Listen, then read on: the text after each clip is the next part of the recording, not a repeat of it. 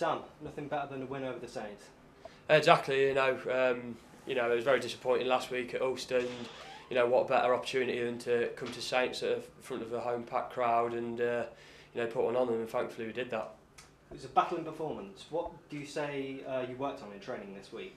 Well, obviously there was a lot of new bodies this week who haven't played for a while, so we kept it very basic and just focused on the key elements of the game really.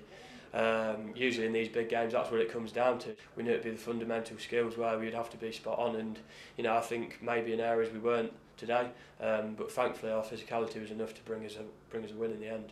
And what did you make of the academy players that were brought in? Yeah, obviously there's that's what this LV Cup period is historically about. Players like myself, getting the first opportunities in the LV Cup, and obviously there's a lot of lads who have came through and played really well from the academy. Our centres today, both young lads, both probably one of their first opportunities against Saints at home as well, and I think Jack Roberts and Kachi played really well and made the most of their opportunity. And the LV Cup's almost becoming your competition. 3-3 now as captain. Yeah, obviously, that's a nice aspect, but first and foremost, it was more about 1 to 15 putting a good shift in for 80 minutes, and that's something that we touched on in the week as well. And as I said, thankfully, it was really good to get the win after a disappointing week last week. And you mentioned the crowd being sold out. How does that affect you guys on the pitch? Oh, it's huge. Like especially these derbies. The Saints lads will tell you, how hard it can be to play when you've got probably 2,000 screaming for Tigers and the other for them. So it's the same when we go down to there.